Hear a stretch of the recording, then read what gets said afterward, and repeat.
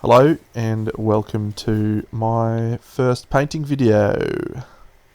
Sure, it will be terrible, particularly given that this first section is a bit average in the camera work, although it does improve as we go along, so stick with it. So the first, obviously done a zenithal prime here on this model. This is the Skarre from Private Reaper, and using the Nocturna reddish flesh, this base coat. You'll see oftentimes that I use a hairdryer to actually speed up the drying process. That's probably the first of many tips that you'll pick up along how to be quicker. For some base coats I'll use toothing coats and then the hairdryer. Look at this excellent panel work over here, magnificent. But generally I will just use one coat or sort of some washes and then use the hairdryer to quickly dry them so I can continue to move on. So this is a mixture of that reddish flesh with some Despair green from Scale Fantasy. And I'm just using it to do some pre-shading here. Just want to get some darker shadows in the areas I want there to be shadows. And at this point, fantastic, I could have potentially cut this bit, but no, instead I'm going to go and reach over and grab paints and put them on the palette whilst we get this magnificent shot here. Well done. Yes, so pre-shading, just want to put some darker elements in there, and also some green. I'm going to use a lot of green colours on this, as the traditional artwork in the War Machine universe, where this chick is from, is a lot of greens and purples. So at this point here, I am using a mixture of reddish flesh and the Vallejo model colour, a beige red, and this is just a very sketchy highlight, and you'll see as we continue that a lot of the highlighting that I do has a tendency to be quite rough, and it's because what I'm trying to achieve is the correct placements as opposed to smooth transitions. The colours are quite opaque, because it's all about placement of where they go, and what I tend to do is take a model away from the lighting and out under normal lighting, and look at the contrast and look at all of the highlights underneath normal lighting to get a sense of whether it's going to work or whether I need to change or refine some of the lights. So as I've gone on here, I've mixed in a little bit of ice yellow and a colour called Toxic Waste green in with the beige red, and done the next layer of highlights with that. And at this point now, I'm going to mix even more of that Toxic Waste green and ice yellow, and be again very precise with the placement of lights. As you can see, all precision work. This video at this point is sped up to ×2 speed. At some parts in the video I run it at normal speed so you can see precisely what I'm doing, but for this, which is basically just layering in lights and shadows, I don't think you need to see that. In terms of the dilution, it's probably 75% paint, a little bit of dilution to help it flow off the brush better, but pretty thick sort of colours. The only thing I do add into some of my colours is a medium. It's a Joe Sonia Magic Mix is the name of the medium. Just to help the paint flow a little bit smoother, because it does tend to dry pretty quickly in the Australian climate. So just then you would have seen a little bit of glazing of the mid-tone, just to soften some of those transitions a little bit. And here I'm going in with a slightly dilute ice yellow and toxic waste green mix, just again reinforcing where I want the lights. And you'll see that I'm going to clean up a lot of this sketchy roughness using the airbrush, which is a cool time saver. It is possible to do this with a normal brush as well, but it just takes a little bit longer.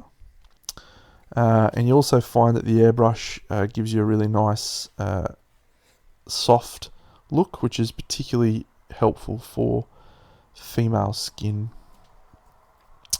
So I just did some dark shadows there with the Despair Green, again mixed in with some of that base colour, the reddish flesh, and really just, oh, look at this excellent camera work, outstanding.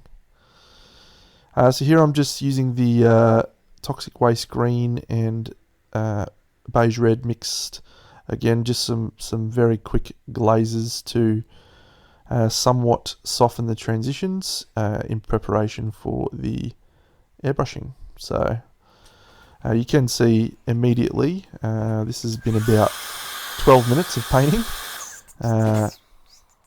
You can see how quickly and easily I was able to build up the volumes just by sketching out rough lights and then using the glazes to refine that transition. It's why I call the process a sketch and refine.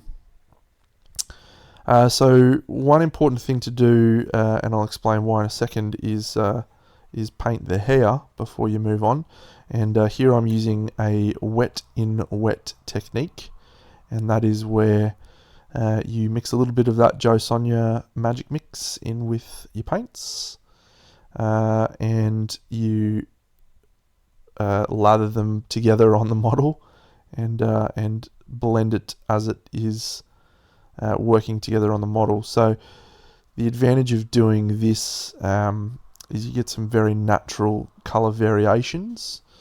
It's not as precise as a normal traditional technique, and it's probably why you don't see a lot of painters using this technique often.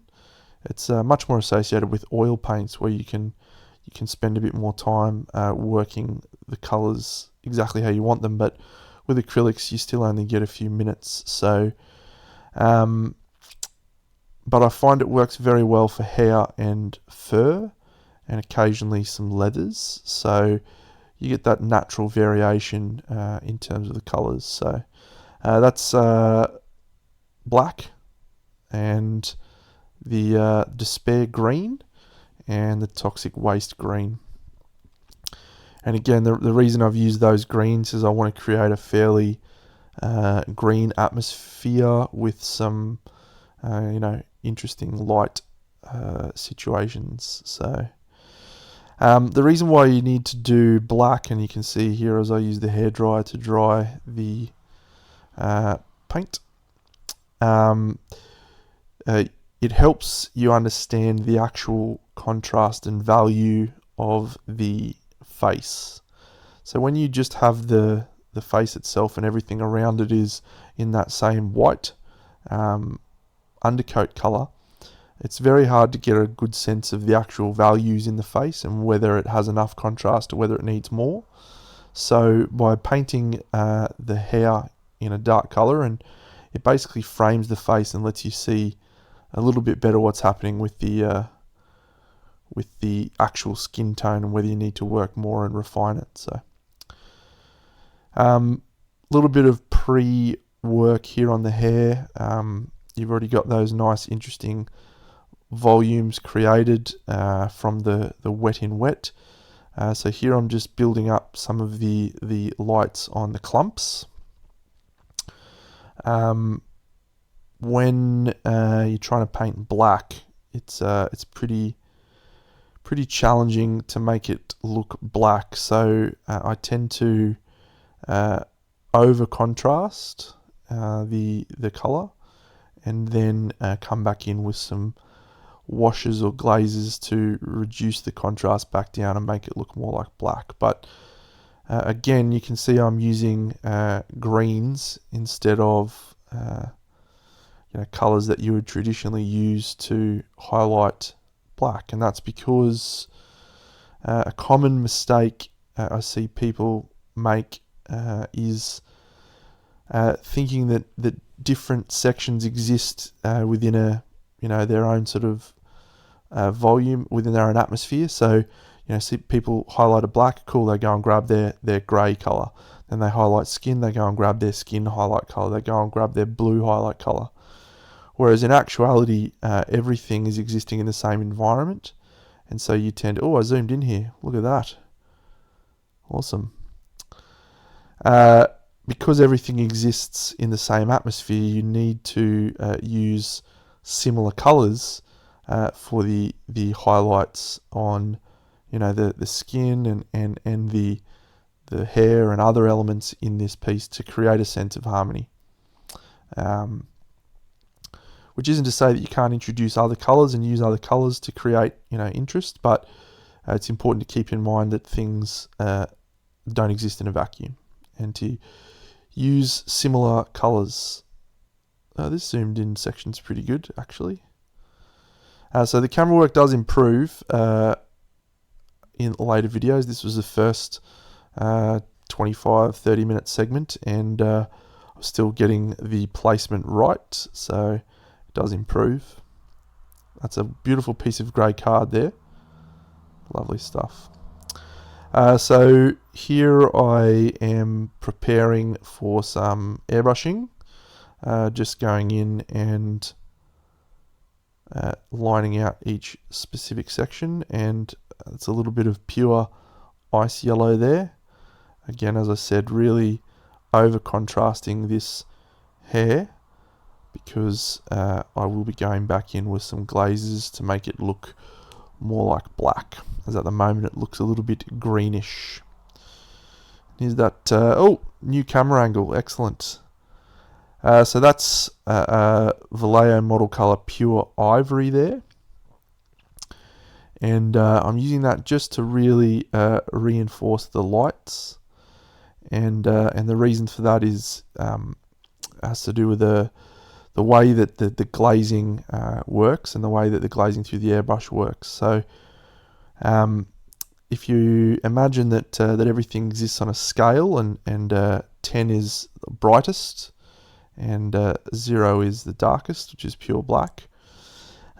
Doing a glaze over any color will have the effect of bringing the whites and the 10s closer to the center, to the middle color, and the blacks also will get brought up towards that middle point. So doing a glaze will actually reduce the contrast overall between the dark and the light areas of your volume. So by using a light ivory and some dark shadows, with the intent that we are going to use a glaze, the over contrasting will be reduced. So right here I am preparing the airbrush. I use an Iwata. I can't remember the specific model, but it's pretty small needle, and we're back to normal speed now, which is excellent. So this is on quite a low PSI, and it is a mix of toxic waste green and beige red and ice yellow. So again, the reason I like the airbrush for this, female skin tends to be quite soft, so the airbrush creates that nice soft transitions. You can see I'm predominantly focusing it on the light areas. I'm not really going into the shadows too much. So that's creating the the glaze effect, which is, as I said, reducing the lights and bringing up the shadows. So doing a couple of thin layers, short bursts. You can see very, very short bursts, not airbrushing a whole area, but just pinpointing in little spots where I want it. It's the first airbrush layer done. So a quick addition into that same color. I mix in a little bit more ice yellow and ivory, and a little bit more thinner as well, just to keep it nice and dilute.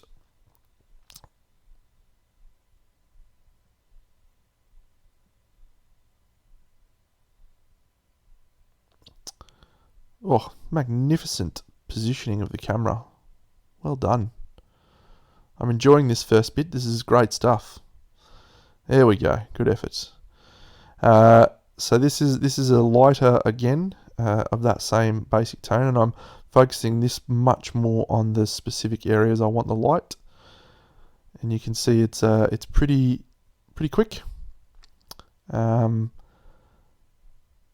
Has the effect of softening all those transitions, reduces the contrast, as I said, but basically takes all the sketchy highlights and refines them into something that's a lot softer and smoother.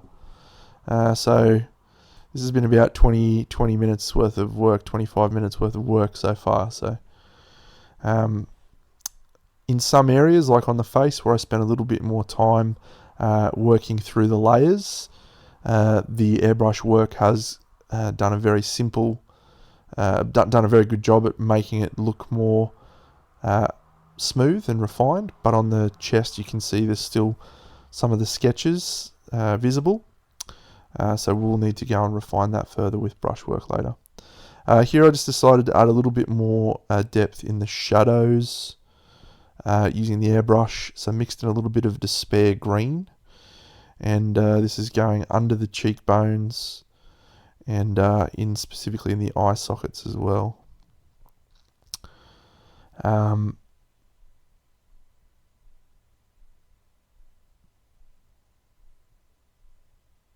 So it's fun. It's a lot of fun playing with the airbrush. You can do a lot of quick transitions. I just cut out the cleaning there of the airbrush, so I'm sure that would have been thrilling for everyone. So here I'm using a color called Arbuckle's Brown. It's a brown that has a little bit of purple tone to it. It's a scale fantasy color. I just want to section off those lips again for that same reason I was talking about before, where you tend to see different contrast, which is because of how your eyes are perceiving certain colors based on the surrounding colors. So by filling in the lips, you get a better sense of how the actual model is looking.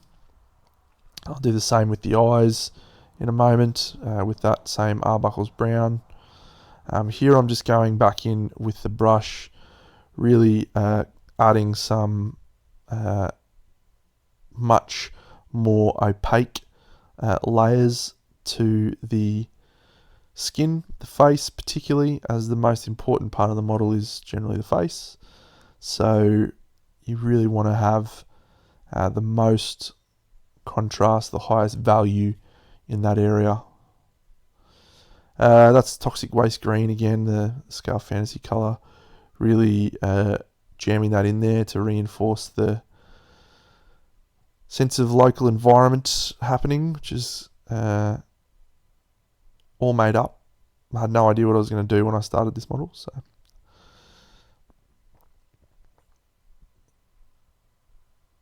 again, yeah, Arbuckle's Brown, fill in the lips and the eye sockets, and you'll notice a difference straight away on how the skin tone actually looks, just based on that change. And I'm doing a little bit of black lining there, even though I'm not actually using a black, just to separate that skin tone from the section which I'm about to paint, which is the base coats for the metal. So I'm using a color called Nocturna Shadow, which is a desaturated green, dark green from Nocturna colors.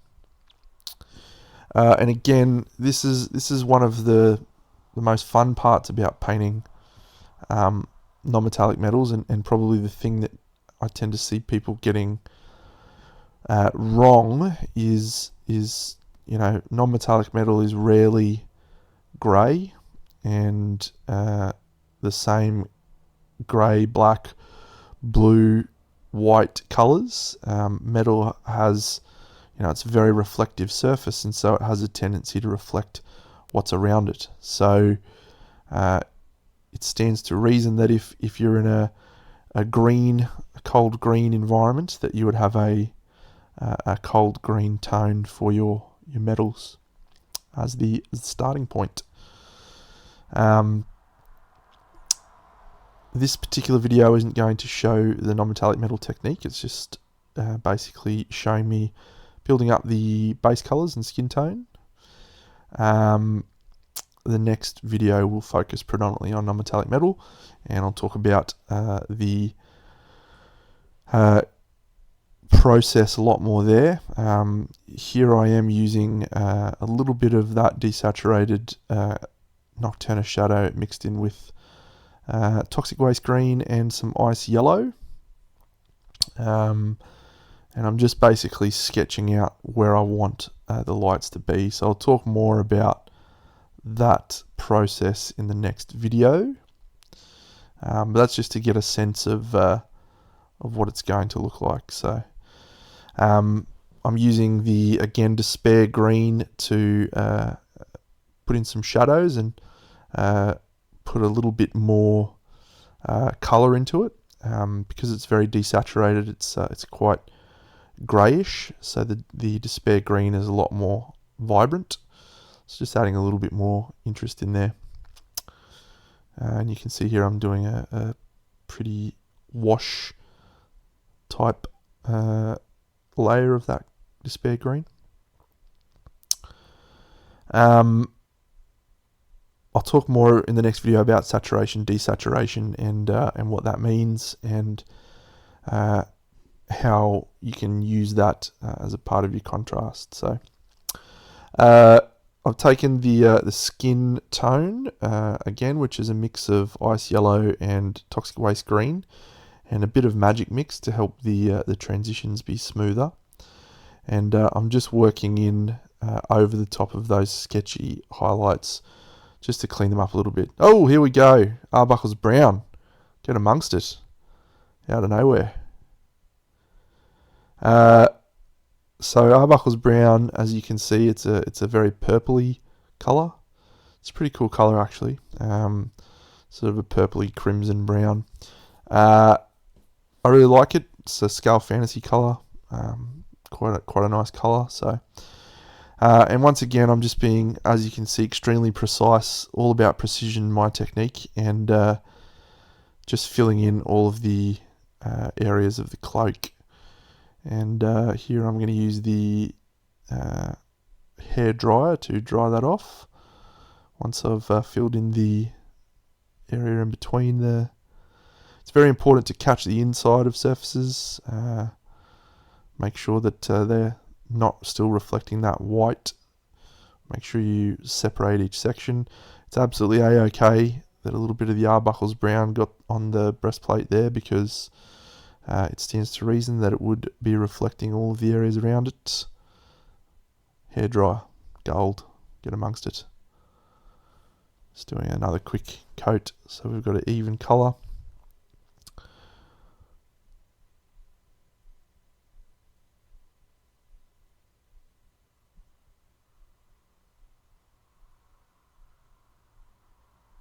And using a little bit of Arbuckle's brown to create a little bit of shadow on the bottom of the cheek there too. More glazes. I'm actually using a little bit of Arbuckle's brown and some Despair Green in there to again reflect what's happening around the rest of the model. So The rest of this particular video is just focusing on filling in the rest of the white outside of the horns with the base color for the metal, and the next video will focus more on painting the metals using of all things contrast paints, and talking a little bit more about the process as we go. So that's pretty much all. If you have any questions, any thoughts, feel free to hit me up on the socials. I'm available on many different platforms, so just hit me up on one of those. Oh, there was the hairdryer. Great shot. I do promise the videos get better from here. Stick with me. It's going to be okay.